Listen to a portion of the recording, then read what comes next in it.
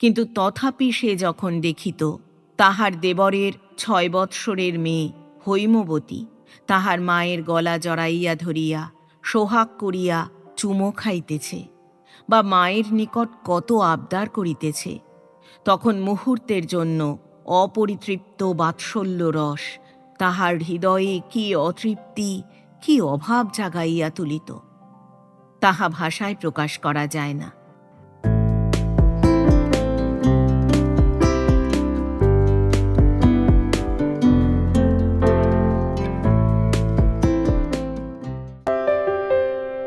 শুভেচ্ছা বন্ধুরা, একরাশ শুভেচ্ছা আর ভালোবাসা। আমি অর্পিতা, আর আপনারা শুনছেন এক ব্যাগ গপ্প ইউটিউব চ্যানেল। বন্ধুরা, শুরুতেই একটা ছোট্ট অনুরোধ। এখনও যারা এক ব্যাগ গপ্প চ্যানেলটি সাবস্ক্রাইব করেননি তাদের উদ্দেশ্যে বলি, আজই চ্যানেলটি সাবস্ক্রাইব করে সঙ্গে থাকুন, উৎসাহ পাব এগিয়ে চলার। আজ পড়ব শ্রদ্ধেয় কথা সাহিত্যিক দীনেন্দ্র কুমার রায় রচিত একটি ছোট গল্প, চাকুরে ভাই। গল্প পাঠ করছি আমি অর্পিতা। শুরু করছি চাকুরে ভাই।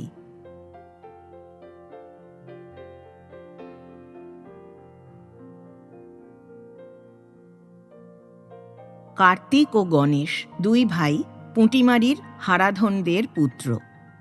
হারাধন পুঁটিমারি গ্রামে কয়ালের কাজ করিত। কৃষকদের ধান্যাদি শস্য মাপ করিয়া দিয়া, কখনো বা মহাজনের গদিতে পাট ওজন করিয়া দিয়া যে কিঞ্চিত কয়ালি পাইত তাহাতেই তাহার দিন অতিবাহিত হইত। আবার ধান কাটা মারার সময় সে এক ধামা মুড়িমুড়কি লইয়া কৃষকদের খোলায় খোলায় ঘুরিয়া বেড়াইত এবং কৃষকদের যে পরিমাণ মুড়িমুড়কি জল খাইতে দিত তাহার 3 গুণ ধান আদায় করিয়া সহর্ষে বাড়ি ফিরিত।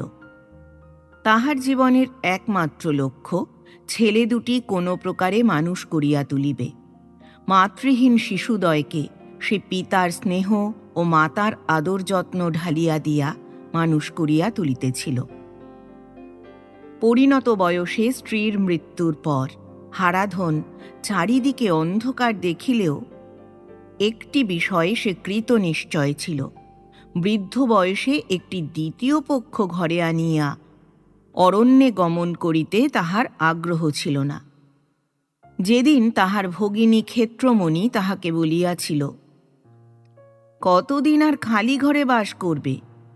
ওপাড়ার নিতাই হালদারের মেয়ে, খাসা চোখ মুখের গড়ন, আর 9 বছরের মেয়ে, দেখতে যেন 12 বছরের। তাকে বিয়ে করো না কেন দাদা?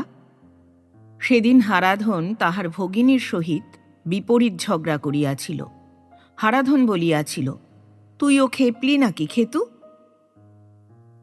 এই 3-7 বছর বয়সে নিতাই হালদারের দুধের মেয়ে আমি বিয়ে করব? বৃষকাঠের সঙ্গে আমার বিয়ে হবে। জাত বেহারার কাঁধে চড়ে মরুইখালির ঘাটে বিয়ে করতে যাব। 3-7 বছরের বুড়োকে বিয়ের কথা বলতে তোর লজ্জা করল না? থাকলো তোর ভাতের থালা, চললাম আমি যে দিকে 2 চোখ যায় সেই দিকে। মরুইখালি শ্মশানের নাম।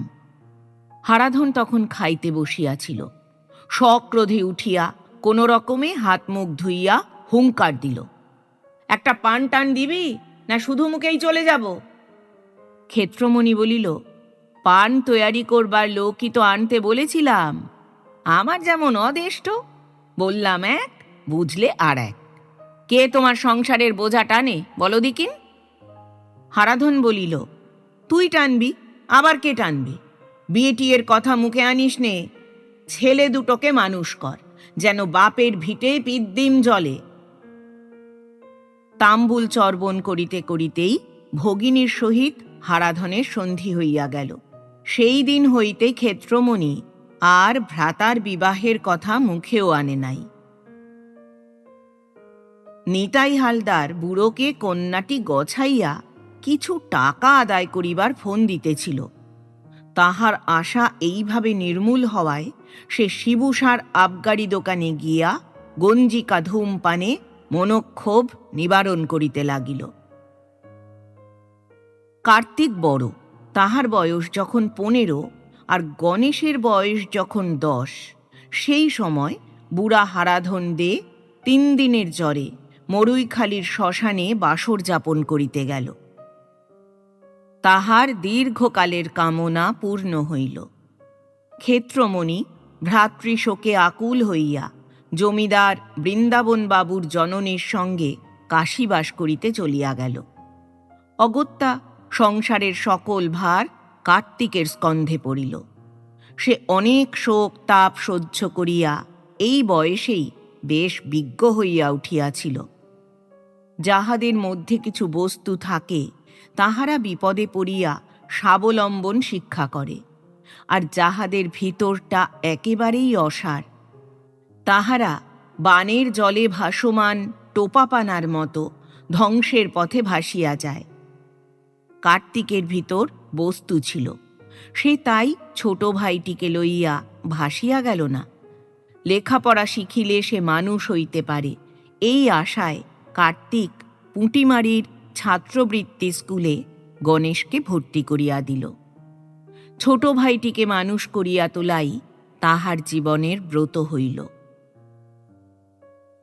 গণেশ বেশ বুদ্ধিমান, তাহার স্মরণশক্তিও ভারী তীক্ষ্ণ ছিল। বছর 3 মধ্যে সে ছাত্রবৃত্তি পাশ করিয়া 3 টাকার বৃত্তি পাইল।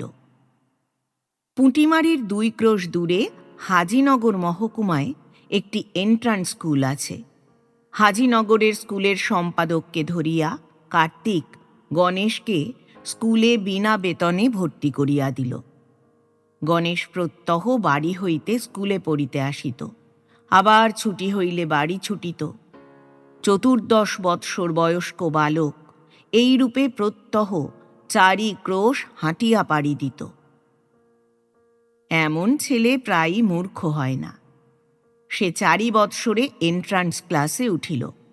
আর 1 বৎসর পরে ভাই পাশ হইবে, এবং পাশ হইলেই মুনসেফি আদালতে একটি আলমগিরি পাইবে। এই আশায় উৎফুল্ল হইয়া কার্তিক প্রাণপণ পরিশ্রমে তাহার ভ্রাতার অন্নবস্ত্র ও পাঠ্যপুস্তক সংগ্রহ করিতে লাগিল। কতদিন দেখা গিয়াছে গণেশ মেঠো পথ অতিক্রম করিয়া বেলা 10টার সময় স্কুলে আসিতেছে। তাহার পায়ে জুতা নাই, ধুলা হাঁটু পর্যন্ত মোজা বুনিয়া দিয়াছে, কাঁধে একখানি ময়লা চাদর। কত জায়গায় ছেঁড়া তা গনিয়া ঠিক করা কঠিন। পথশ্রমে মুখখানি ম্লান, সর্বাঙ্গে ঘাম ঝরিতেছে। কার্তিক বহু চেষ্টাতেও তাহার জন্য একজোড়া জুতা সংগ্রহ করিতে পারে নাই। যদি কেহ কার্তিককে পরামর্শ দিত, বিয়ে থা কর, কতদিন একা হাত পুড়িয়ে রেঁধে মরবি, কার্তিক বলিত, বিয়ে করছি, এতদিনেও ভাইয়ের পায়ে একজোড়া জুতো জোটাতে পারলাম না, পরের মেয়ে ঘরে এনে উপোস পাড়িয়ে রাখব।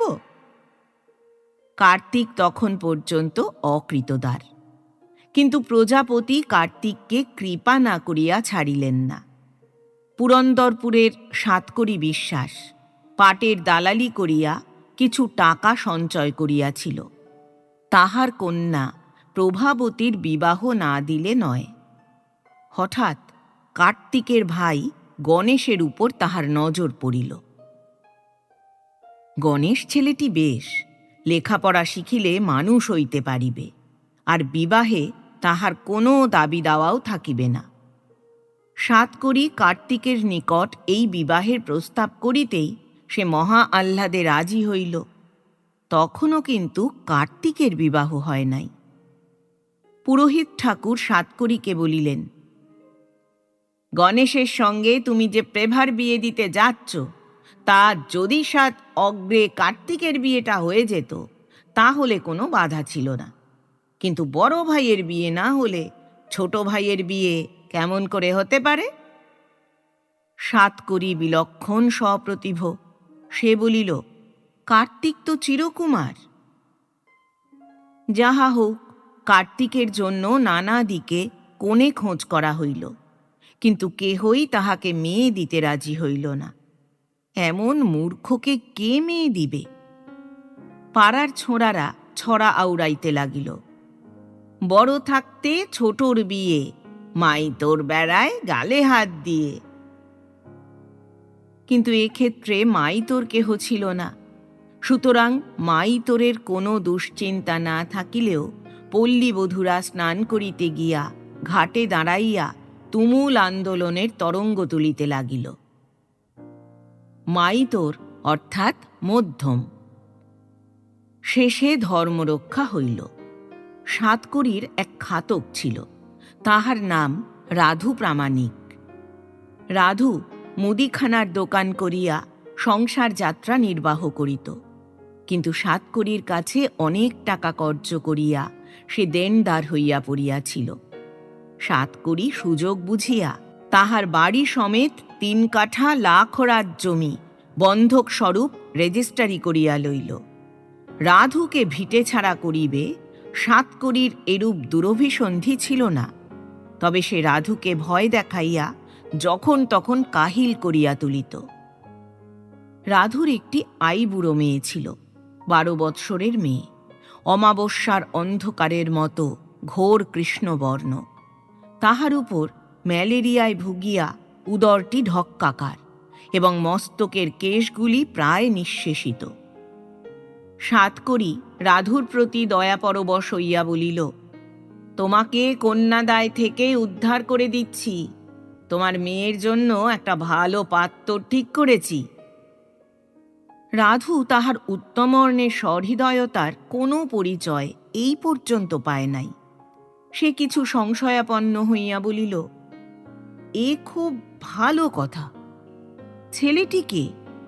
সাতকড়ি মাথা চুলকাইয়া ঢোক গিলিয়া বলিল, ওই যে কি বলে পুটিমারির, ভালো ছাই নামটাও মনে আসছে না, ওই যে হারাধন্দে ছিল না, তারই ছেলে কার্তিক চন্দ্র।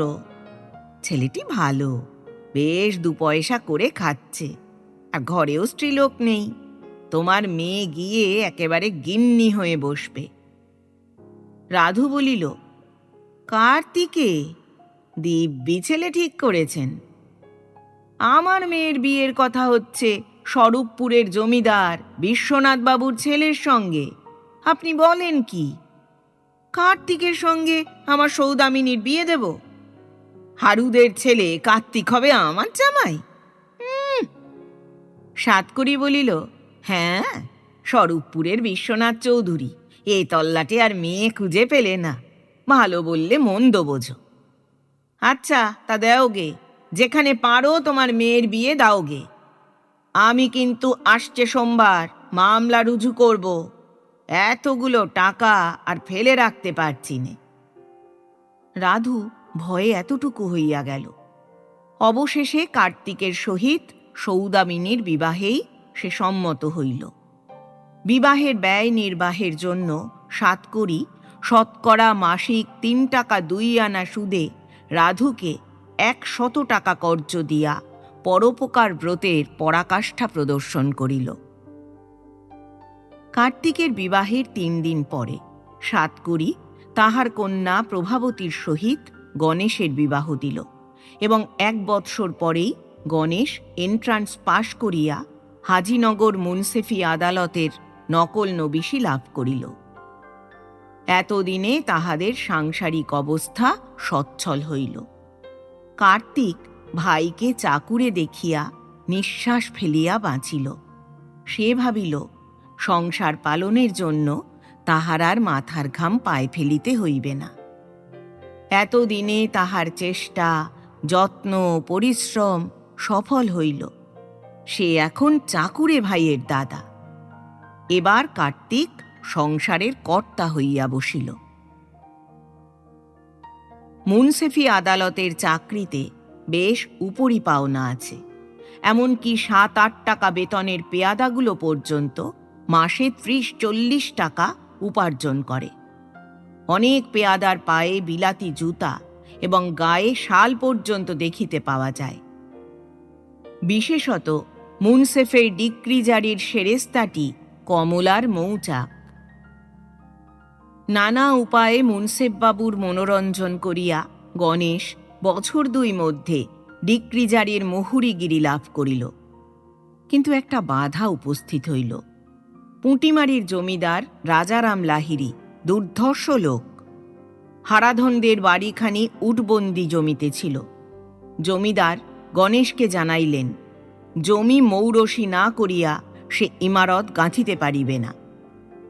গণেশও জানিত উটবন্দি জমিতে ইমারত প্রস্তুত করা নিরাপদ নহে, কিন্তু জমিদার তাহার বাস্তু জমি মৌরসি করিয়া দিতে একদম 50 টাকা সেলামি হাঁকিয়া বসিলেন। জমিদার লাহিড়ী মহাশয় জানিতেন মুন্সেফি আদালতের ডিক্রিজারি মুহুরি 50 টাকা সেলামি দিতে কষ্টবোধ করিবে না। 50 টাকা তো তাহার 10 দিনের উপার্জন। জামাতার উন্নতির সঙ্গে সঙ্গে সাতকড়ি জামাতার প্রতি অধিকতর স্নেহবান হইয়া উঠিল। সে এখন মাঝে মধ্যে জামাই বাবাজির গৃহে পদধূলি প্রদান করে এবং নানা বিষয়ে হিতোপদেশ দেয়। গণেশের দাদা সপরিবারে তাহার গলগ্রহ হইয়াছে এবং তাহার বহু কষ্টে উপার্জিত টাকাগুলি পরের পেট ভরাইতেই ফুরাইয়া যাইতেছে, এই কথা সাতকড়ি গণেশের হৃদয়ঙ্গম করাইতে কোনো দিন চেষ্টার ত্রুটি করেন নাই। গণেশ প্রথম প্রথম এই প্রকার হিতোপদেশে কিছু বিরক্ত হইত। যে দাদা মাথার ঘাম পায়ে ফেলিয়া তাহাকে লেখাপড়া শিখাইয়াছে, নিজে উপবাসী থাকিয়া তাহাকে 2 বেলা আহার দিয়াছে, যে দাদা না থাকিলে সে মানুষ হইতে পারিত না, সেই দাদাকে সে এখন উপার্জনক্ষম হইয়া প্রতিপালন করিতেছে। ইহা তো তাহার কর্তব্য কর্ম। সুতরাং কার্তিক সংসারের কর্তৃত্ব করিতেছে, ইহা গণেশের তেমন অস্বাভাবিক কিছু মনে হইত না। কিন্তু সাতকড়ি তাহাকে বুঝাইয়া দিল, সে যাহা কর্তব্য মনে করিতেছে সেই কর্তব্য পালন করিতে করিতেই তাহাকে সর্বশান্ত হইতে হইবে। বিশেষত কার্তিকের যখন 2-4টি কাচ্চা বাচ্চা হইবে, তখন তাহার সংসারের ভার বহন করা গণেশের দুঃসাধ্য হইবে। সুতরাং সময় থাকিতে সাবধান হওয়াই কর্তব্য। কিন্তু কিরূপে সাবধান হওয়া যায় গণেশ তাহা ভাবিয়া স্থির করিতে পারিল না। অবশেষে গণেশ শ্বশুরের পরামর্শে একদিন কার্তিককে বলিল, দাদা, বাড়ির জমিটা মৌরুষি না করিলে তো পাকা ইমারত তৈয়ারি করা যায় না, আর তা উচিত নয়। কিন্তু জমিটা মৌরুষি করিয়া দিতে জমিদার 50 টাকা নজর চান। খাজনাও বার্ষিক 6 আনার জায়গায় 3 টাকা হইবে। জমিদার মশাই বলেন, তিনি যার কাছে নজরের টাকা পাইবেন লেখাপড়াটা তাহারই নামে হইবে। আপনি যদি টাকাটা জোগাড় করিতে পারেন, তাহা হইলে লেখাপড়াটা আপনার নামেই হয়। কার্তিক মূর্খ মানুষ, বিশেষত সে একান্ত ভ্রাতৃবৎসল।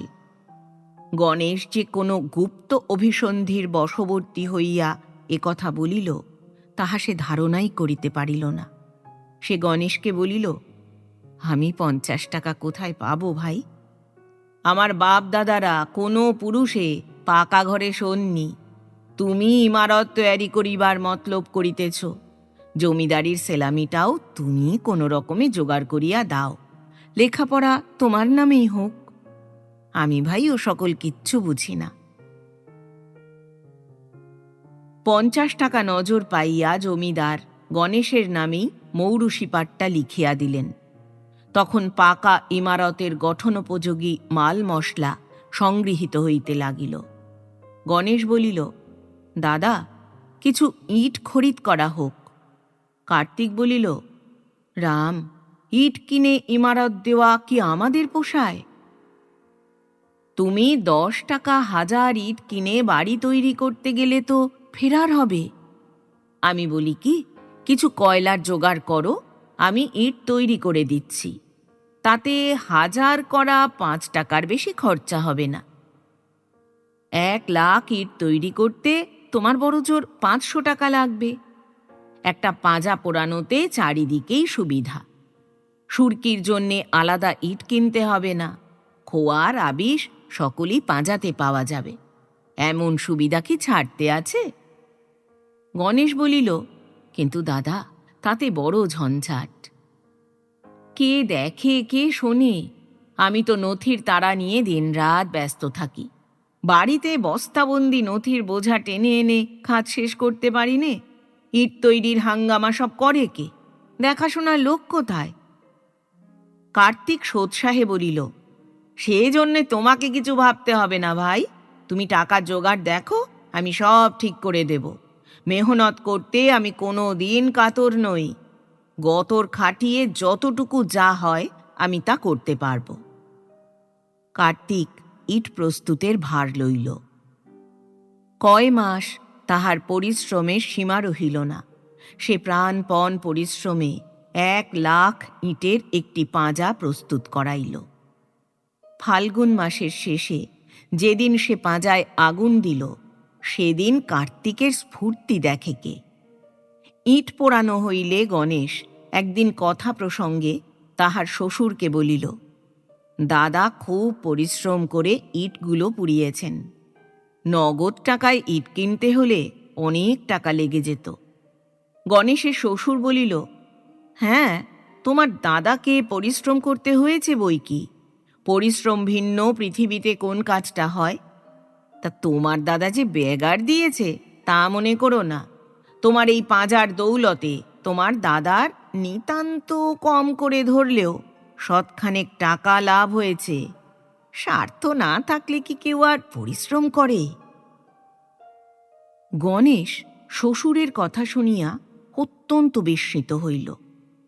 ইট কিনলে তাহার বেশি টাকা খরচ হইবে বলিয়াই কি দাদা পাঁজা পুড়াইবার জন্য আগ্রহ প্রকাশ করে নাই? সে মাথা নাড়িয়া বলিল, না, এ কোনো কাজের কথা নয়। দাদা মিথ্যা হিসাব দিয়ে আমার পয়সা চুরি করবে? কক্ষনো না। গণেশের শ্বশুর বলিল, ওই তো বাপু তোমার দোষ। তুমি মাথা খাটিয়ে কায়দা করে 2 টাকা উপার্জন করতে পারো বটে, কিন্তু আজও মানুষ চিনতে শেখনি। তোমার দাদা একটি চিজ। তুমি গরুর মতো খাটছ, আর তিনি সপরিবারে বসে বসে পাত্রা মারছেন। আমি না জেনে শুনেই কি আর এত বড় কথাটা বলেছি? তোমার দাদার শ্বশুর রাধু প্রামাণিক, আমার একজন খাতক, তা জানো? আজ কয়েকদিন হলো তার কাছে পাওনা টাকা না পাওয়ায় 2 কিস্তি খেলাপের জন্য আমি ডিক্রি জারি করতে উদ্যত হই। তখন সে আমাকে 100 টাকা এনে দিল। শুনলাম টাকাটা সে তার মেয়ের কাছে পেয়েছে। তা তার মেয়ে তো তোমার দাদার স্ত্রী। এত টাকা কোথায় পেলে? তুমি বাপু তোমার দাদাকে যতটা সরল মনে করো, সে তত সরল নয়। এই রূপে অকাট্য প্রমাণ পাইয়া আর শ্বশুরের কথায় অবিশ্বাস করিতে গণেশের প্রবৃত্তি হইল না। ক্রমে দাদার উপর তাহার সন্দেহ প্রবল হইয়া উঠিল। দাদার হাতে সে খরচের টাকা দেওয়া বন্ধ করিল। ইমারত প্রস্তুত হইতেছে। মিস্ত্রি ও মজুরের সঙ্গে সমস্ত দিন খাটিয়াই কার্তিক মহা খুশি। গণেশ সন্ধ্যাকালে নথির বস্তা লইয়া বাড়ি আসিয়া মিস্ত্রিদের দৈনিক মজুরি স্বয়ং মিটাইয়া দিত। কার্তিকের তাহাতে অসন্তোষের কোনো কারণ ছিল না। 5-6 মাসের মধ্যেই ঘর প্রস্তুত হইয়া গেল।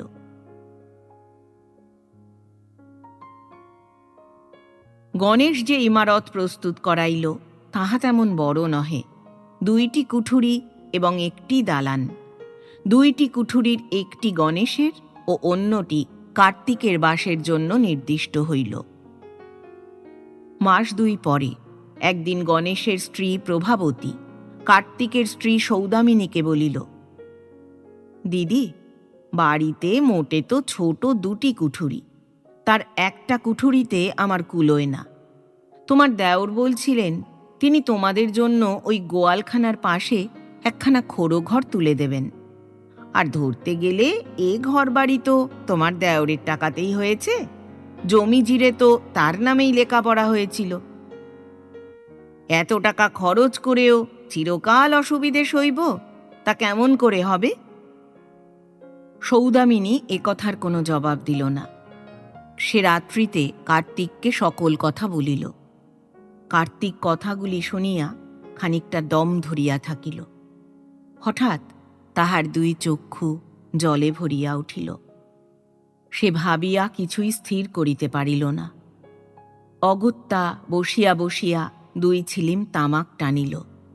তাহার পর ভগ্ন স্বরে স্ত্রীকে বলিল, কথায় বলে, ভাই ভাই ঠাঁই ঠাঁই, দেহের রক্ত জল করে, শরীর পাত করে আমি এই বাড়ি তৈরি করিয়েছি। পয়সা গণেশের বটে, কিন্তু কেবল পয়সাতেই কাজ হয় না। তা গণেশই এই বাড়িতে থাক, আমার ঘরে দরকার নেই, আমি পথ দেখছি। বাহির হইতে ভাসুরের কথাগুলি শুনিল। কার্তিককে লক্ষ্য করিয়া বলিল, বিষের সঙ্গে খোঁজ নেই, কুলোপানা চক্কর। বসে বসে দুজনে পাত্রা মারবেন আর শরী কি করবেন? গতর খাটালেই যদি অট্টালিকা তৈরি হতো, তাহলে এতকাল বাপদাদার আমল থেকে কুড়ে ঘরে বাস করতেন না। গণেশ একটা হ্যারিকেনের সামনে বসিয়া নথি ঘাটিতে ঘাটিতে বলিল, তা কি করি বলো? দাদাকে তো আর বাড়ি থেকে তাড়িয়ে দিতে পারি না। কথাটা সে নিতান্ত ছোট করিয়া বলে নাই। কার্তিক তখন বারান্দা দিয়া সুবল দাস বাবাজির আখড়ায় কীর্তনের দলে খোল বাজাইতে যাইতেছিল। হঠাৎ গণেশের কথা কয়টি তাহার কর্ণে প্রবেশ করিল। সে আর আত্মসংবরণ করিতে না পারিয়া বলিল, তাড়াতে হবে না গণেশ, আমরাই পথ দেখছি। তোমার বাড়িতে আমার কোনো দখল নেই, তা কি আর আমি জানি নে? কার্তিক প্রস্থান করিলে প্রভাবতী সৌদামিনীর শ্রুতিগম্য স্বরে বলিল, ও এতকাল ভয়ে তো মরে গেলাম। কে এতকাল পথ দেখতে বারণ করেছিল? 2 পয়সা রোজগার করার ক্ষমতা নেই, 16 আনা শরিকি আর 18 আনা রাগ। চিরদিন কে দুটো মানুষকে পুষতে পারে? সৌদামিনী সংসারের সকল কাজ করিত। রাঁধিবার ভারও তাহার উপরেই ছিল। প্রভাবতীর শরীর খারাপ, আগুনের তাত তাহার সহ্য হয় না, এবং শখ করিয়া কোনোদিন হেসেলে যাইলে উনানের ধোঁয়ায় তাহার মাথা ধরিত। আজ মনোপীড়া পাইয়া সৌদামিনী রাত্রিতে আর রান্নাঘরে গেল না। স্বামীর উপর অভিমান করিয়া শুইয়া রহিল। কিন্তু সেই পাকা ঘরের মেঝের প্রতি ইঞ্চি স্থান যেন কেউটে সাপের মতো ফনা তুলিয়া তাহাকে দংশন করিতে লাগিল। প্রভাবতী গণেশকে বলিল, দেখলে, আক্কেলখানা দেখলে? আমাদের জব্দ করার জন্যে আজ হেসেলে যাওয়া হলো না। এমন হিংসুটে মেয়ে মানুষ ভূভারতে কি আর দুটো আছে? সেই বেলা 9টার সময় আজ সিদ্ধ ডাল ভাত নাকে মুখে গুঁজে গিয়েছ। রাতে কি খাবে সে কথাটা একবার ভাবলে না? আমাদের হয়েছে দুধ কলা দিয়ে কালসাপ পোষা। গণেশ বলিল, চিড়ে মুড়ি কিছু থাকে তাই ভিজিয়ে দাও। 2 থাবা খেয়ে রাতটা তো কাটিয়ে দিই, কাল একটা উপায় করা যাবে। প্রভাবতী সানুনাসিক স্বরে বলিল, উপায়ের অভাব কি? কথায় বলে, ভাত ছড়ালে আবার কাকের অভাব। কতদিন থেকে মনে করছি আমার মাসিমাকে কাছে এনে রাখি, সময় অসময়ে ভাত জল দেবে। তা রাজ্যের অপুষ্যি পুষতে তোমার কষ্ট হয় না, আমার মাসি যে 2 দিন এখানে এসে দাঁড়াবেন তা তো তোমার সহ্য হয় না। আচ্ছা, সেই ব্যবস্থাই করো, আজ রাতটা তো পোহাক। বলিয়া গণেশ নথির বান্ডিল বাঁধিয়া তামাক সাজিতে বসিল। তাহার পর চিরার ফলার করিয়া শয্যায় দেহ প্রসারিত করিল। সংকীর্তন শেষ করিয়া গভীর রাত্রে কার্তিক বাড়ি আসিয়া দেখিল ঘরে ভাত নাই। সৌদামিনী মেঝেয় পড়িয়া ফুলিয়া ফুলিয়া কাঁদিতেছে। স্বামীকে দেখিয়া সৌদামিনী অঞ্চলে চক্ষু মুছিয়া এবং সবেগে নাক ঝাড়িয়া বলিল, 1 মুঠো ভাত দেওয়ারই যদি ক্ষমতা নেই, তবে বিয়ে করতে গিয়েছিলে কেন? কার্তিক দীর্ঘ নিঃশ্বাস ত্যাগ করিয়া বলিল, সে কেবল গণেশকে সংসারী করবার জন্যে। ভারী ভুল করে ফেলেছি। সে এখন তো শুধরাবার উপায় নেই। এখন ঘরে কিছু খাবার টাবার আছে?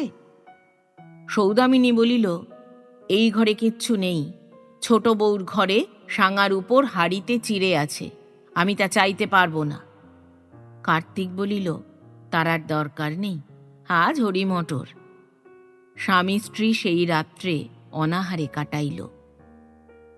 পরদিন প্রভাতে কার্তিক হুঁকা হাতে খড়ম পায়ে দিয়া ঘরের বাহিরে আসিয়া বলিল, দেখো গণেশ, আমি চিরকাল যে বসে বসে তোমার অন্ন ধ্বংস করি, এটা ভালো দেখায় না।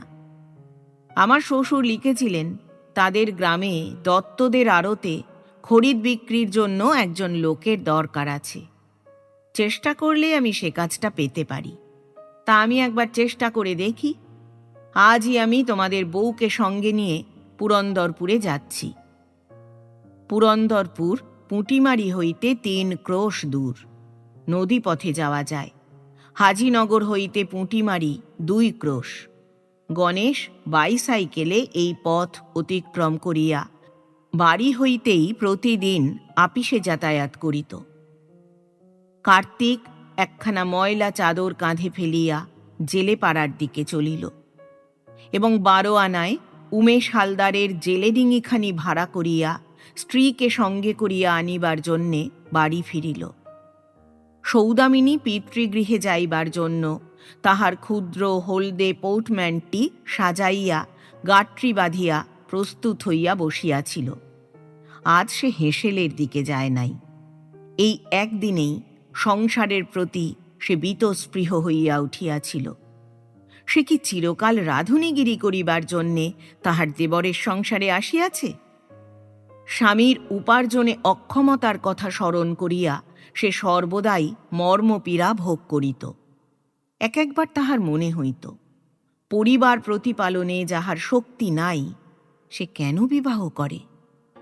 ভাগ্যে তাহার সন্তানাদি হয় নাই।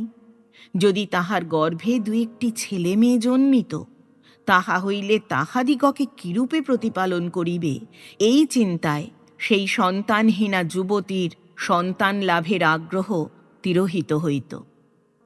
সে দীর্ঘ নিঃশ্বাস ফেলিয়া বলিত, না হয়েছে বেশ হয়েছে। কিন্তু তথাপি সে যখন দেখিত তাহার দেবরের 6 বৎসরের মেয়ে হৈমবতী তাহার মায়ের গলা জড়াইয়া ধরিয়া সোহাগ করিয়া চুমো খাইতেছে বা মায়ের নিকট কত আবদার করিতেছে, তখন মুহূর্তের জন্য অপরিতৃপ্ত বাৎসল্য রস তাহার হৃদয়ে কি অতৃপ্তি, কি অভাব জাগাইয়া তুলিত, তাহা ভাষায় প্রকাশ করা যায় না। সৌদামিনী কখনো কখনো হৈমবতীকে কোলে তুলিয়া লইত, তাহাকে সোহাগ করিয়া নানা প্রকারে তাহার মনোরঞ্জন করিয়া তাহার শূন্য হৃদয়ের অপূর্ণতা দূর করিবার চেষ্টা করিত। হৈমবতী জ্যাঠাইমার বড়ই বশীভূতা ছিল। নিষ্কর্মা কার্তিক হৈমবতীকে প্রাণ ঢালিয়া ভালোবাসিয়াছিল। জ্যাঠামহাশয় তাহাকে তেল মাখাইয়া কোলে লইয়া নদী হইতে স্নান করাইয়া আনিত, গাছে উঠিয়া পাকা পাকা পেয়ারা পাড়িয়া দিত, তাহাকে সঙ্গে লইয়া বসিয়া খাইত। জ্যাঠামশাইয়ের সঙ্গে না খাইলে তাহার পেট ভরিত না। জ্যাঠামশাই তাহাকে কাপড় পরাইয়া না দিলে কাপড় পরা মঞ্জুর হইত না। সুতরাং জ্যাঠামশাই আর জ্যাঠাইমা যখন মাঝির মাথায় মোট দিয়া বাড়ি হইতে বাহির হইবার উদ্যোগ করিল, তখন হৈমবতী জ্যাঠামশাইকে জড়াইয়া ধরিয়া বলিল, কোথায় যাচ্ছ জ্যাঠামশাই? আমি যাব। কার্তিক হৈমবতীকে কোলে তুলিয়া লইয়া তাহার মুখ চুম্বন করিয়া বলিলেন, না মা, সে অনেক দূর, সেখানে যায় না। কার্তিকের আপত্তি দেখিয়া সে আরও বাঁকিয়া বসিল। সে তাহার কোল হইতে নামিতে চাহিল না। গণেশের কাছারির বেলা হইয়াছিল। সে তখন আহারে বসিয়াছিল। দাদার ব্যবহারে সে মনে মনে তাহার প্রতি অসন্তুষ্ট হইয়াছিল, কিন্তু ঘাড় হইতে এত বড় একটা বোঝা অতি সহজে নামিয়া গেল দেখিয়া সে যে যথেষ্ট আরাম অনুভব করে নাই এ কথাও বলা যায় না। সে খাইতে খাইতে মেয়েকে ডাকিয়া বলিল, খুকি, কেন গোলমাল করছিস? আয়, আমার সঙ্গে ভাত খেতে আয়। অন্য দিন হইলে হয়তো সে যাইত, কিন্তু সে আজ সে কথা গ্রাহ্যও করিল না। আজ প্রভাবতীর আগুনের আঁচে তেমন কষ্ট হয় নাই। সে সকালে উঠিয়াই স্বামীর কাছারির ভাত রাঁধিতে রান্নাঘরে প্রবেশ করিয়াছিল। সে ঘোমটা টানিয়া নথ ঘুরাইয়া ভ্রুকুঞ্চিত করিয়া ডাকিল, হেমা, এদিকে আয় বলছি। কোন চুলোয় যাবেন তার ঠিক নেই। এবার কার্তিক জোর করিয়া ভাইঝিকে মাটিতে নামাইয়া দিল।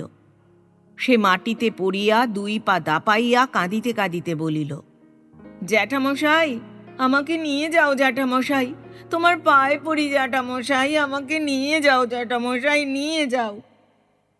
কার্তিক সে কথায় কর্ণপাত না করিয়া পত্নী সহ দ্রুত বাড়ির বাহির হইয়া অঞ্চলে চোখ মুছিল। সৌদামিনীর চক্ষু দুটিও ছলছল করিতেছিল।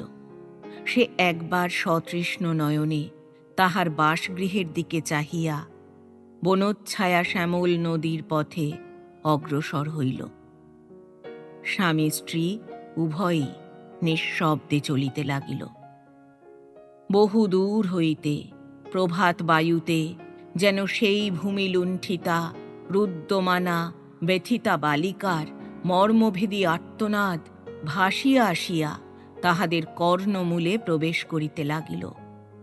আমাকে নিয়ে যাও জ্যাঠামশাই, আমাকে নিয়ে যাও, তোমার পায়ে পড়ি। কার্তিকের শ্বশুরের স্ত্রী ভিন্ন আপনার বলিতে সংসারে আর কেহ ছিল না। তাহার পর্ণকুটিরে আসিয়া কার্তিক ও সৌদামিনীর দিন একরকম সুখে দুঃখে কাটিতে লাগিল। পুরন্দরপুরের দত্তদের আড়তে কার্তিক ৮ টাকা বেতনের একটি চাকরি পাইয়াছিল। পাইকেরদের মালপত্র ওজন করিয়া দিতে হইত এবং বিভিন্ন গ্রামে পাইকেরদের বাড়ি বাড়ি ঘুরিয়া প্রাপ্য টাকার তাগাদা করিতে হইত। পুঁটিমারি গ্রামেও দত্তদের পাইক ছিল। পুঁটিমারির প্রামাণিক ও বসাক মহাশয়েরা বনিয়াদি তন্তুবায়। যাহারা শিক্ষিত হইয়াছেন তাহারা বলেন, গৌরদাস বসাক আমাদের আজামশাই হইতেন। যাহারা শিক্ষিত হন নাই তাহারা মামাতো ভাই বা খুড়তুতো দাদা কালাচাঁদ বসাক উকিল মহাশয়ের ফরাসে বসিতে পান না।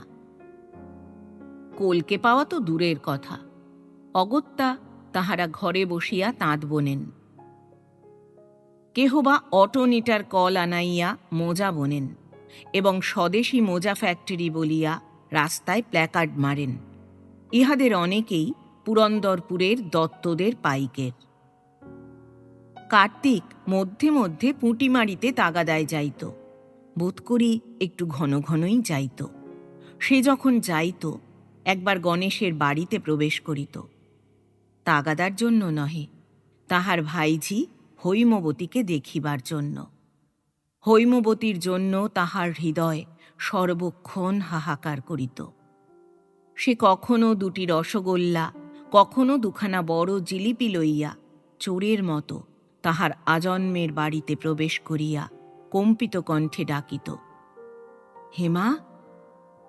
হৈমবতী উত্তর না দিলে তাহার বুকের মধ্যে দুরু দুরু করিয়া উঠিত, হেমা ভালো আছে তো?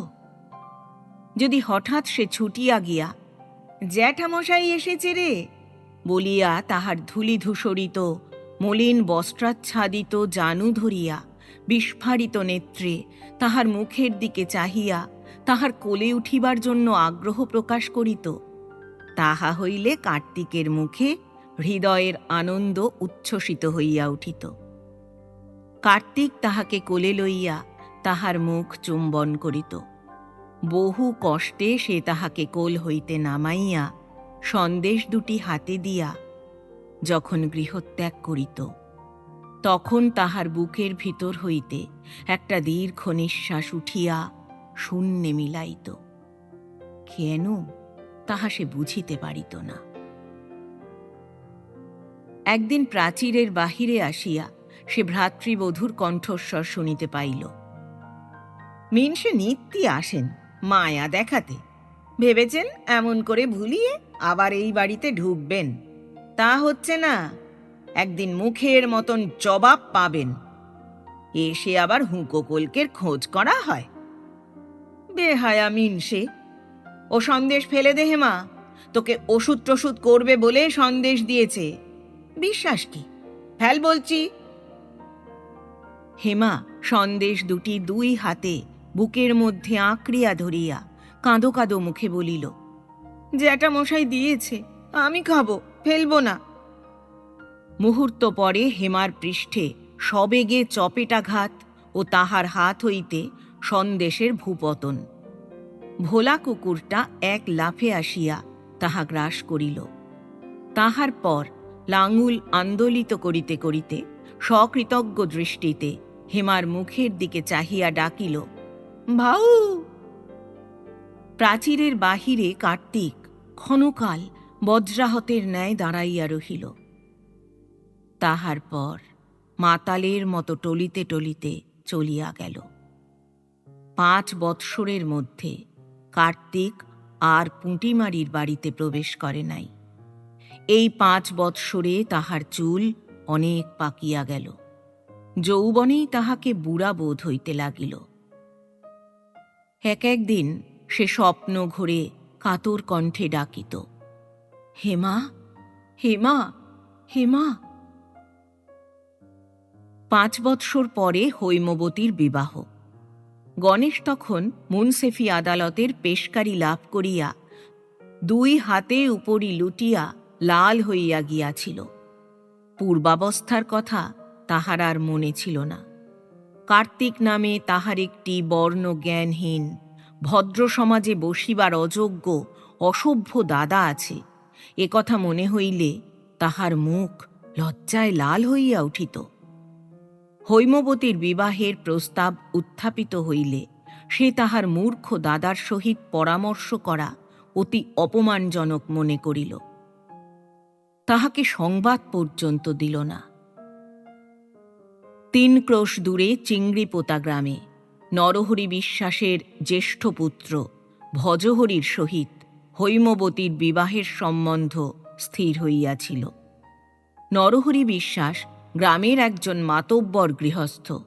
বাড়িটি পাকা এবং ছেলেটি চিংড়িপোতার মাইনর স্কুলের 3য় শ্রেণীতে ক্রমাগত 3 বৎসর কাল অধ্যয়ন করিয়া বিদ্যার বনিয়াদ পাকা করিতেছিল।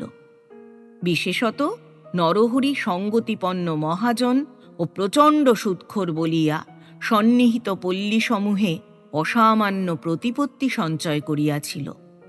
সুতরাং গণেশচন্দ্র কিছুদিন যাবৎ মহা উৎসাহে কলামূলার মতো তাহার পুত্রের দরদস্তুর করিয়া অবশেষে অনেক বেশি দাম দিয়া ভজহরিকে কিনিয়া লইল। বিবাহের কথা পাকা হইয়া গেল। আষাঢ় মাসে বিবাহ। জ্যৈষ্ঠ মাসের শেষে গণেশচন্দ্র চিংড়িপোতায় ঘর বর দেখিতে গেল। 5 টাকা দিয়া একখানি ঘোড়ার গাড়ি ভাড়া করা হইল। সঙ্গে চলিলেন গণেশচন্দ্রের জেঠ শ্বশুরের ভাইরা ভাইয়ের ভাগিনেয় শ্রীযুক্ত পঙ্কজলোচন মজুমদার, LAF অর্থাৎ এলে ফেল। ইনি তাহার পিতা ঠাকুর চাঁদপুরস্থ দায়ের দোকানের গোমস্তা রামচন্দ্র মজুমদারকে পত্র লিখিবার সময় নিজের নামের শেষে এই লেজুর জুড়িয়া দিতেন। পঙ্কজলোচন বাবু বহুদিন হইতে হাজিনগর এন্ট্রান্স স্কুলে 4র্থ শিক্ষকের পদে নিযুক্ত ছিলেন। শিক্ষকতা করিতেন বলিলে সত্যের অপলাপ করা হইবে। কারণ তিনি হাজিনগর স্কুলের সম্পাদক উকিল ক্ষুদিরাম বাবুর সর্বশ্রেষ্ঠ মোসাহেব ছিলেন। রাত্রে উকিলবাবুর সহিত পাশা খেলিতেন, প্রভাতে গৃহস্থালির কাজ দেখিতেন, মধ্যাহ্নে ক্লাসে বসিয়া ঝিমাইতেন। কখনো কখনো নিদ্রা অপরিহার্য হইয়া উঠিলে সম্মুখস্থ টেবিলে পা তুলিয়া দিয়া চেয়ারে ঠেস দিয়া হা করিয়া ঘুমাইতেন। এবং হঠাৎ চৈতন্যোদয় হইলে ছাত্রবৃন্দকে লেখ রে লেখ বলিয়া হুঙ্কার দিয়া নাসাগর্জন আরম্ভ করিতেন। একদিন হেডমাস্টার তাহাকে এবংবিধ অবস্থায় দেখিয়া তাহাকে ডাকিয়া ঘুম ভাঙাইলেন। সমগ্র ছাত্রমণ্ডলীর সম্মুখে তাহাকে তিরস্কার না করিয়া বলিলেন, চেয়ারে ঠেস দিয়াও তো মাস্টারমশাই বেশ ঘুমাইতে পারেন। পঙ্কজলোচন মুখোব্যাদানপূর্বক আকণ্ঠ প্রসারিত হাই তুলিয়া দক্ষিণ হস্তে সবেগে তুড়ি দিয়া বলিলেন, তবু তো মাথায় বালিশ ছিল না। হেডমাস্টার স্কুলের সেক্রেটারি ক্ষুদিরাম বাবুর নিকটে পঙ্কজলোচনের নিদ্রার কাহিনী বর্ণনা করিয়া বালিশের রহস্য ভেদ করিলে ক্ষুদিরাম বাবু মুখবিবর হইতে ধূমপুঞ্জ নিঃসারিত করিয়া বলিলেন, লোকটা ভারী রসিক হে, ওই গুণেই আমি ওকে ভালোবাসি। কথাটার দাম লাখ টাকা। বাদশার মজলিসে এমন কথা বললে একখানা জায়গির বকশিস হয়ে যেত। এহেন রসিক পঙ্কজলোচন গণেশচন্দ্রের সঙ্গী হইলেন। ভবজলধিবাবু হাজিনগরের ফৌজদারি আদালতে মোক্তারি করিতেন, তিনিও সঙ্গী হইলেন। ভবজলধি খ্যাতনামা মোক্তার। তাহার তেজস্বিনী বক্তৃতায় ভীত হইয়া হাকিম তাহাকে মামলা জিতাইয়া দেন। হাজিনগরের জনসাধারণের মনে এই রূপ ধারণা ছিল। তিনি একটু নাকি সুরে কথা কহিতেন। সওয়াল জবাবে সুদক্ষ ছিলেন বলিয়া গণেশ তাহাকেও সঙ্গে লইল। গণেশচন্দ্রের মুরুব্বী গ্রাম বিগ্রহ গোপালদেবের পুরোহিত হরচন্দ্র দাদা ঠাকুর মহাশয়ও পাত্র আশীর্বাদ করিবার জন্য গণেশচন্দ্রের সঙ্গে চলিলেন। হরচন্দ্র দাদা ঠাকুর কিন্তু সরল প্রকৃতির লোক। এই বৈষয়িকেরা তাহাকে বোকা বলিত। কেহ কেহ মজা দেখিবার জন্য একদিন বলিল, হরচন্দ্রদা, তুমি নাকি নানা রকম মন্ত্রতন্ত্র জানো। আচ্ছা, ওই বোলতার চাকখানাতে তোমার লাঠির খোঁচা দাও দেখি। হরচন্দ্র তৎক্ষণাৎ টিকিতে ভালো করিয়া গেরো দিয়া মাথা নাড়িয়া বলিলেন, তোমরা সব সরে যাও, বোলতায় তাড়া করবে কিন্তু। সঙ্গে সঙ্গে হরচন্দ্র বোলতার চাকে এক খোঁচা দিলেন। দর্শকগণ ঊর্ধ্বশ্বাসে পলায়ন করিল। সুতরাং ক্রুদ্ধ বোলতাগুলো বোঁ বোঁ শব্দে ছুটিয়া আসিয়া হরচন্দ্রের সর্বশরীরে হুল চালনা করিল। হরচন্দ্র লাঠি ফেলিয়া দিয়া কাঁধের চাদর ঝাড়িতে ঝাড়িতে নৃত্য করিয়া অস্ফুট স্বরে বলিতে লাগিল, ও ইন্দ্রায় সাহা হোং। খেয়ে ফেললে রে বাবা, খেয়ে ফেললে, খেয়ে ফেললে রে বাবা, খেয়ে ফেললে। কিছুকাল পরে মজা উপভোগ লিপ্সু ভদ্র সন্তানেরা সেই স্থানে আসিয়া সমবেদনা ভরে বলিলেন, আহা, হরচন্দ্রদাকে আধমরা করেছে। বোলতার হুলের চোটে দাদা ঠাকুরের গাল কপাল ফুলে উঠেছে। হরচন্দ্র দাদা হাসিয়া বলিলেন, ফোলে কিন্তু জলে না। এইরূপ অদ্ভুত ক্ষমতাশালী দাদা ঠাকুরও ঘোড়ার গাড়ির সওয়ারি হইলেন। গাড়িতে উঠিবার সময় দাদা ঠাকুর গণেশকে বলিলেন, আহা, মস্ত একটা ভুল হয়ে গেল। কার্তিককে খবরটা দেওয়া হলো না। সে হলো মেয়ের জ্যাঠা। গণেশ কার্তিকের প্রসঙ্গে চটিয়া আগুন হইয়া বলিল, তোমার যেমন কাণ্ডজ্ঞান নেই দা ঠাকুর। ভদ্রলোকের বাড়ি, তাকে সঙ্গে নিয়ে যেতে চাচ্ছ? তার ফাটা পা নিয়ে যখন বেয়াই মশাইয়ের ফরাসে বসবে, তখন আমার কি বলতে ইচ্ছে হবে না, মা বসুন্ধরে, তুমি দ্বিধা হও, আমি তোমার গর্ভে প্রবেশ করি? দাদা ঠাকুর বলিলেন, তা না নেও চলো, কিন্তু মা বসুন্ধরা তোমার আবদার শুনবেন না। অনেক পাপিষ্ঠকে বুকে বয়ে বয়ে তার বুক পাষাণ হয়ে গিয়েছে। পাকা দেখা শেষ হইলে আষাঢ় মাসের যে দিন হৈমবতীর বিবাহ, তাহার পূর্বদিন সকালে গণেশের নাপিত ঈশ্বর পরামানিক একখানি পত্র লইয়া পুরন্দরপুরে উপস্থিত হইল এবং পত্রখানি কার্তিকের হস্তে প্রদান করিল। ইহা তাহার ভ্রাতুষ্পুত্রীর বিবাহের নিমন্ত্রণপত্র। পত্রের নিচে লেখা ছিল, লৌকিকতা গ্রহণে অক্ষম বিধায় ত্রুটি মার্জনা করিবেন। কার্তিক পত্রখানি পাঠ করিয়া দোকানের একটা বস্তার উপর বসিয়া পড়িল। তাহার প্রাণাধিকা ভ্রাতুষ্পুত্রীর বিবাহ, অথচ এই পর্যন্ত তাহাকে একটা কথাও জিজ্ঞাসা করা হয় নাই। আজ সে কুটুমের মতো নিমন্ত্রিত হইতেছে। এই ভাইকে সে নিজে না খাইয়া মানুষ করিয়াছে, স্বয়ং মোট বহিয়া লেখাপড়া শিখাইয়াছে। তাহার দুই চক্ষুতে দুই বিন্দু অভিমানের অশ্রু দেখা দিল। অনেকক্ষণ চিন্তা করিয়া কার্তিক মনিবের নিকট হইতে ছুটি লইয়া বাড়ি গেল। নিমন্ত্রণপত্রের কথা স্ত্রীকে বলিয়া কি দেওয়া যায় এবং বিবাহে যাওয়া উচিত কিনা তৎসম্বন্ধে স্ত্রীর পরামর্শ জিজ্ঞাসা করিল। সৌদামিনী বলিল, মেয়ের বিয়ে, ঠাকুরপো একটা কথা জিজ্ঞাসা করলে না? আমাদের নিয়ে যাবার নামটি নেই। এক নেমন্তন্নপত্র পাঠিয়েই দায় সেরেছে, সেখানে কখনো যাওয়া উচিত নয়। যদি তুমি রোজগেরে ভাই হতে, তাহলে কি এমন হেনস্থা করতে পারত? তবে কিছু পাঠাতে হবে। একখান বগি থাল কিনে এক থাল সন্দেশ গোবিন্দর মাকে দিয়ে পাঠিয়ে দাও। হাতে টাকা ছিল না।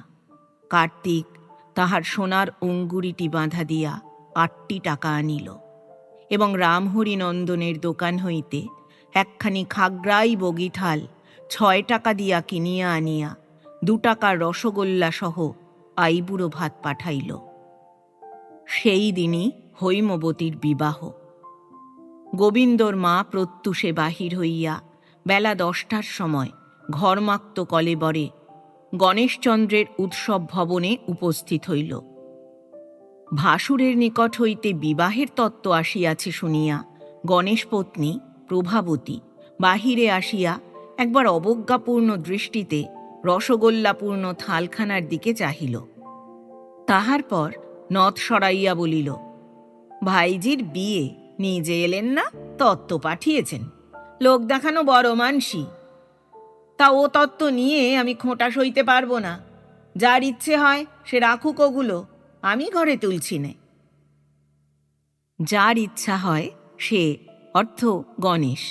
গণেশ আসিয়া বলিল, ও দাদার কি দরদ! না গো বাছা, ওই তত্ত্ব তুমি ফিরিয়ে নিয়ে যাও। 2 টাকার জিনিস রেখে পরে কে 10 কথা শুনবে? তোমাদের কর্তাকে বলো, আমি আমার মেয়ের বিয়েতে জ্ঞাতি কুটুম্বদের কাছ থেকে নকুতা চাই নে। গোবিন্দর মা যে মুখে আসিয়াছিল সেই মুখে চলিয়া গেল। এক মুঠো চিড়ে মুরকিও তাহার ভাগ্যে জুটিল না। দেবর তত্ত্ব ফেরত দিয়াছে দেখিয়া সৌদামিনী অভিমানে অপমানে অভিভূত হইয়া পড়িল। স্বামীকে বলিল, তোমার চাকুরে ভাই গরিবের তত্ত্ব ফেরত দিয়েছে। এত অহংকার! ভগবান কি এর বিচার করবেন না? কার্তিক বলিল, তার যা ভালো মনে হয়েছে তা করেছে। আমি হেমাকে কোলে পিঠে করে মানুষ করেছি। আজ তার বিয়ে, আজ বড় আনন্দের দিন গিন্নি। ভগবান গণেশের মঙ্গল করুন। সে আমাদের যতই অপমান করুক, অশ্রদ্ধা করুক, আমরা যেন কখনো তার মন্দ চিন্তা না করি। কিন্তু মুখে এই কথা বলিলেও সহোদরের ব্যবহারে কার্তিকের চোখ ফাটিয়া জল বাহির হইতে লাগিল। কোনো রকমে আত্মসংবরণ করা তাহার পক্ষে কঠিন হইল। সে তাহার দারিদ্র যন্ত্রণা মর্মে মর্মে অনুভব করিতে লাগিল। আজ হৈমবতীর বিবাহ।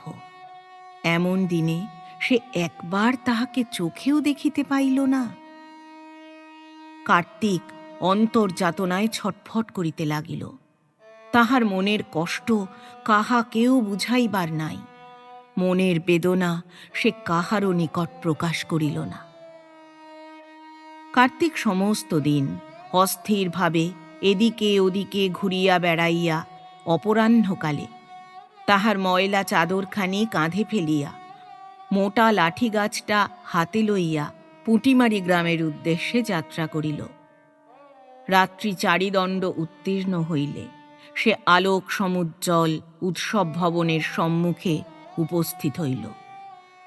তখন গণেশের গৃহে মহা সমারোহ, বিবাহ আরম্ভ হইয়াছিল। বরযাত্রী কন্যাযাত্রী বিবাহ সভায় বসিয়া নানা প্রকার তর্ক বিতর্ক আরম্ভ করিয়াছেন। ডাবা হুকায় ঘন ঘন তামাক চলিতেছে। বাহিরে চাটাই ও মাদুরের ওপর ঢুলিবাদ্য করেরা বসিয়া গাঁজায় দম দিতেছে।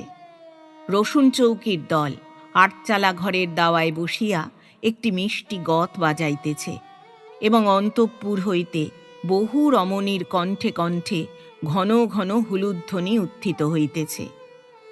কার্তিক সকলের দৃষ্টি অতিক্রম করিয়া বিবাহ সভার এক পাশে গিয়া দাঁড়াইল এবং নির্নিমেষ নেত্রে হৈমবতীর দিকে চাহিয়া রহিল। হৈমবতীর মুখ তখন লাল চেলির অবগুণ্ঠনে আবৃত। সে জ্যাঠা মহাশয়কে দেখিতে পাইল না। বিবাহ শেষ হইলে পুরোহিত বলিলেন, গণেশ, এখন মেয়ে জামাইকে বরণ করিয়া ঘরে তোলো। গুরুজন যে যে উপস্থিত আছেন সকলেই বর কনেকে আশীর্বাদ করুন। তখন কার্তিক আর স্থির থাকিতে পারিল না।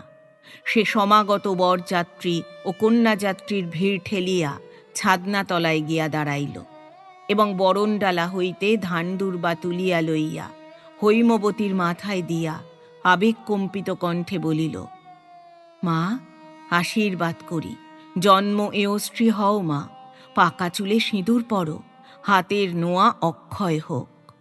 আমি তোর গরিব জ্যাঠা, আমার আর কি সম্বল আছে যে তাই দিয়ে মা তোকে আশীর্বাদ করব? এমন স্থানে এমনভাবে জ্যাঠাকে দেখিতে পাইবে হৈমবতী তাহা একবারের জন্য ভাবিতে পারে নাই। সে মুখ তুলিয়া চকিত নেত্রে জ্যাঠার মুখের দিকে চাহিল। স্থান কাল সে বিস্মৃত হইল। লাল চেলির অবগুণ্ঠন মাথা হইতে খসিয়া পড়িল। তাহার ইচ্ছা হইল সে ছেলেবেলার মতো তাহার জ্যাঠার কোলে লাফাইয়া উঠিয়া তাহার কাঁধে মাথা রাখিয়া একবার প্রাণ ভরিয়া কাঁদিয়া লয়। কিন্তু সে তাহা পারিল না। লজ্জা আসিয়া বাধা দিল। তাহার চক্ষু হইতে অশ্রুধারা ঝরিয়া গণ্ডস্থিত চন্দন চর্চা ধৌত করিল। চোখের জলে তাহার অবগুণ্ঠন ভিজিয়া গেল। সে চারিদিক ঝাপসা দেখিতে লাগিল। কিন্তু এমন স্থানে এমন সময় মলিন বস্ত্র পরিহিত সেই অসভ্য চাষাটাকে উপস্থিত দেখিয়া বরযাত্রী ও কন্যাযাত্রী উভয় পক্ষই বিস্ময় স্তম্ভিত হইয়া বসিয়া রহিল।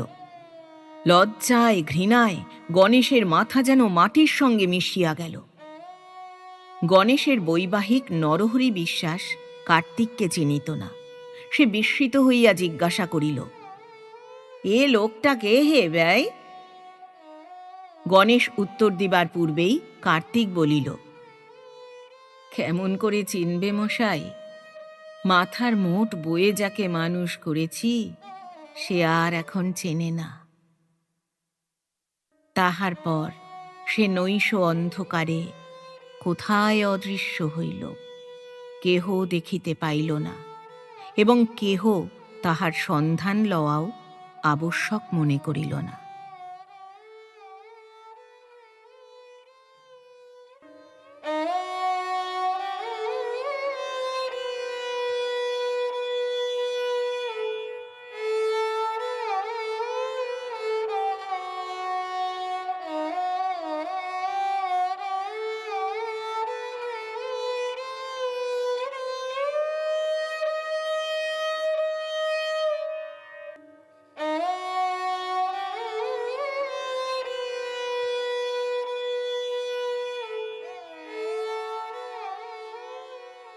এতক্ষণ শুনলেন শ্রদ্ধেয় লেখক দীনেন্দ্র কুমার রায় রচিত একটি ছোট গল্প চাকুরে ভাই। গল্প পাঠ করলাম আমি অর্পিতা। শব্দ নির্মাণ করেছেন সাহিত্য সমাহার চ্যানেলের আকাশ। প্রচ্ছদ এঁকেছেন মোনালিসা। উপস্থাপনায় এক ব্যাগ গপ্প ইউটিউব চ্যানেল। বন্ধুরা, আবার আসবো আগামী সপ্তাহে আবার কোনো ভালো লাগা গল্প নিয়ে। আজ তাহলে বিদায় নিচ্ছি। সবাই ভালো থাকবেন, সুস্থ থাকবেন। আর হ্যাঁ, গল্প পাঠ ভালো লাগলে চ্যানেলটি লাইক, কমেন্ট, শেয়ার ও সাবস্ক্রাইব করে পাশে থাকবেন।